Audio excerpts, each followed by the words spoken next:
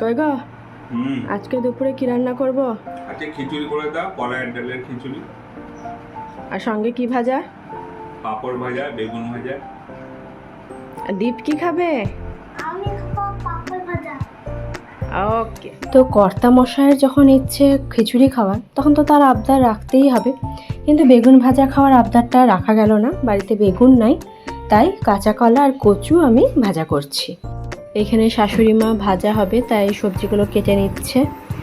আর আজকে যেহেতু শনিবার আমাদের বাড়িতে নিরামিষ রান্নাই হয়, সেজন্য দেখলাম খিচুড়ি করে নিলে একবারই রান্নাটাও হয়ে যাবে, বেশি রান্নাও থাকবে না, ঝামেলাও থাকবে না।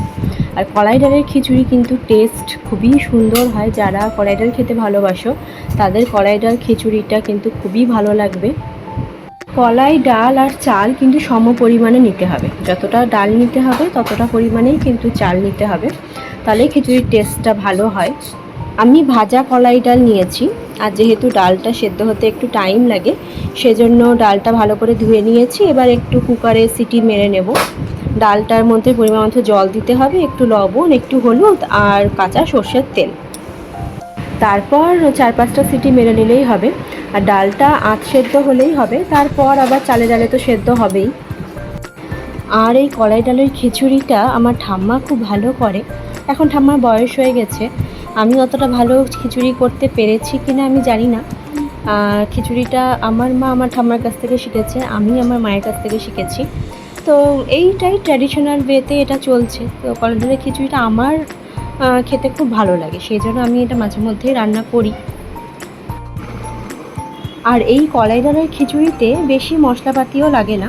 এখানে আমি অল্প পরিমাণে একটু মৌরি দিব, আমি 1 টিস্পুন নিয়েছি। মৌরিটাকে একটু বেটে নেব, জল দিয়ে বেটে নিয়েছি। আর 1 টিস্পুন আমি এখানে আদা বাটা দিলাম, আর কাঁচা লঙ্কা লাগবে। তো যতক্ষণ ডালটা সেদ্ধ হচ্ছে আমরা ভাজাগুলো করে নিই। তো এখানে আমার কচুটা ভাজা হয়ে গেছে, এমনি ছাকা তেলে লবণ হলুদ দিয়ে ভেজে নিয়েছি। আর এখন এখানে ভাজা হচ্ছে কাঁচা কলাটাও লবণ হলুদ দিয়ে ভেজে নিচ্ছি। আর এইভাবে কচু ভাজা, কাঁচা কলা ভাজা কিন্তু গরম গরম খেতে বেশ দারুণ লাগে। আমার তো শুধু ডাল ভাত দিয়ে যদি এরকম কচু ভাজা বা কাঁচা কলা ভাজা দেয়, তাহলে আমার খাওয়া হয়ে যায়। আমি সাধারণত নিরামিষ রান্নাই বেশি পছন্দ করি। মাছ, মাংস, ডিম আমার খুব একটা ভালো লাগে না খেতে। এরকম হালকা ডাল ভাত, একটা ভাজা বা তরকারি হলেই আমার খাওয়াটা তৃপ্তি করে হয়। আর আমার এখানে ডালটাও সেদ্ধ হয়ে গেছে, আমি একটা বাটিতে ঢেলে নিয়েছি। তো এই দেখুন ডালটা মোটামুটি সেদ্ধ হয়েই গেছে, ভাতের সঙ্গে আর একটু দিলে একদম গলে যাবে। আর এখানে আমি হাঁড়িতে জল বসিয়ে দিয়েছি, জলটা গরম হয়ে গেছে, আমি চালটা দিয়ে দিচ্ছি। চালটাও আধ সেদ্ধ হলে তারপর আমি এর মধ্যে ডালটা দিয়ে দিব, আবার চালে ডালে একসঙ্গে সেদ্ধ হবে। যখন ছোটোতে স্কুলে যেতাম তখন স্কুল যাওয়ার সময় ভাত খেয়েই যেতাম। তো এই রকম কলাই ডালের খিচুড়ি আমি বেশিরভাগ খেয়ে যেতাম, আমার খুব ভালো লাগে খেতে। এমনি নর্মাল মুসুরির ডাল কিংবা মুগের ডালের খিচুড়ির থেকে আমার এই কলাই ডালের খিচুড়িটাই বেশি ভালো লাগে খেতে। তো ছেলে একটু বদমাশি করছে, আমি যখনই ভিডিও এডিটিং করতে বসি ও এসে ওর সাথে খেলতে হবে, না তো ও এসে কোনো না কোনো বদমাশিগিরিও করতেই থাকে। তাই জন্য ওর আওয়াজ তোমরা মাঝে মাঝে আমার ভিডিওতে শুনতে পাবে। তো কি আর করা যাবে বলো, বাচ্চা ছেলে। আর এদিকে আমার চালটাও আধ সেদ্ধ হয়ে গেছে, এখন এর মধ্যে দিয়ে দিলাম একটু লবণ আর হলুদ। যেহেতু ডাল সেদ্ধ করার সময় তো লবণ আর হলুদ দিয়েছিলাম, সেজন্য এখন একটু ব্যালেন্স করে দিলাম। আর এখন ডালটাও এর মধ্যে দিয়ে দিলাম। এবার চালে ডালে একসঙ্গে এটা সেদ্ধ হবে, একটু টাইম লাগে সেদ্ধ হতে। আর এখন এর মধ্যে আমি দিয়ে দিচ্ছি মৌরি আর আদা বাটা। এবার ভালো করে মিশিয়ে তারপর দিয়ে দিব এর মধ্যে 2টো কাঁচা লঙ্কা। এবার খিচুড়িটা আস্তে আস্তে হোক, ততক্ষণ তোমাদেরকে দেখাই ছেলে মেয়েরা কী করছে। আর এদিকে দেখো বাইরে এখন বৃষ্টি পড়ছে। তো আমি যখনই খিচুড়ি রান্না করি একবার না একবার ঠিক বৃষ্টি পড়ে। সকাল থেকে ভালো রোদ উঠেছিল, কিন্তু এখন দেখো মেঘলা হয়ে গেছে, আবার বৃষ্টিও পড়ছে। তো ওই যে কথায় আছে না, বৃষ্টির দিনে খিচুড়ি খেতে হয়, তো আমারও ঠিক একই সেম কন্ডিশন। যখনই খিচুড়ি রান্না হয় একবার না একবার বৃষ্টি ঠিকই পড়ে। তো যাকে ভালোই হলো। আর এই দেখো এখানে ছেলে মেয়েরা এখন খেলছে।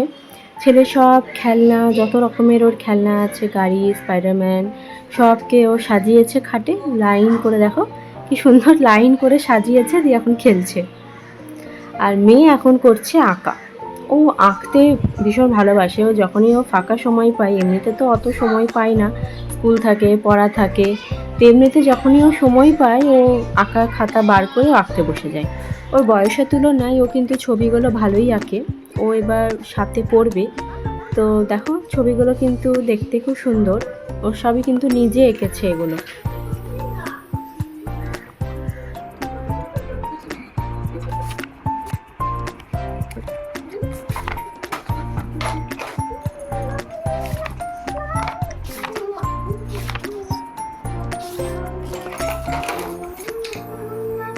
নানা ছিল এটা ইন্ডিপেন্ডেন্স ডে করেছি।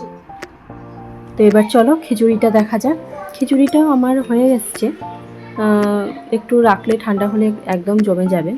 এবার লাস্টে নামানোর সময় আমি দিয়ে দেবো 1 চামচ ঘি।